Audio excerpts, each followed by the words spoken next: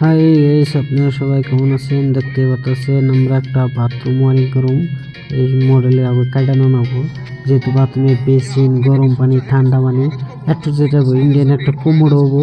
তো মেশিনটা কাটে নিছি, তে মামুরে কিন্তু ছাট পাতিছি, মামু ছাটতাছে। কাটিংটা দেখেন কি মজা করে কাটিং মারছি না, সেম আঙ্গো অলরেডি কাটা হয়ে গেছে, কি পুরা দেওয়া জানা তো ভিডিওটা বেশি লম্বা হয়ে যাবো।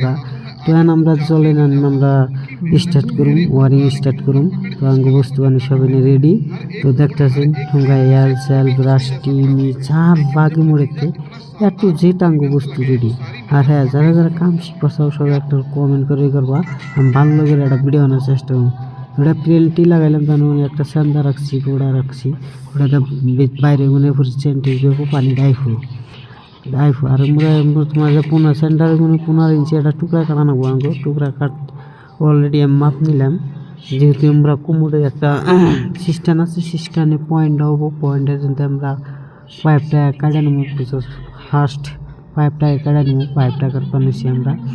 তো তোমরা যে আসলে কামটা শিখতে চাও সবাই আমার কমেন্ট করবা, আমি লাহে দিয়ে ভিডিওটা লং হলে তোমরা আমি ভালো করে বুঝিয়ে টুঝিয়ে কত বাই কত ইঞ্চির আনাগে কায়দা কামটা আমি তোমাকে শিখামো। আর পাশে থাকেও ফলো বা ইউটিউবে দেখে থাকলে সাবস্ক্রাইব করে দিবে তোমরা।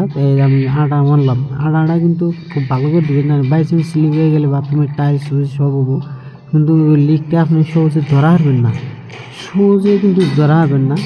তে আমরা বর্তমানে আপনার গল্প কায়দা করে দেখাইতেছি, শর্ট করে দেখাইতেছি, কিন্তু ভিডিওটা লং হবো, কেউ দেখবো না হিসেবে শর্ট টাইম আমরা দেখাইতেছি।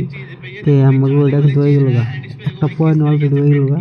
আমাকে ভ্যাকটিস আপনার এই জন্য দেখতেছেন বেঞ্চ ডাবল, একটা গরম পানি একটা ঠান্ডা পানি আর একটা কোমরের, আর ওই উপরে যে থাকতেছে দুটা পয়েন্ট, একটা গিজারের পানি ডুববো আর একটা গরম পানি আইব, এনে মিক্সার করবো। তাহলে গরম পানিটা ডান সাইডে আনাগে সবসময় ডান সাইডে, আর উপরে এটা যে দেখতেছ এটা তোমার সাওয়ারে। তো আশা করি সবাই কিছু কম বেশি বুঝছাও, সবাই কমেন্ট একটা করে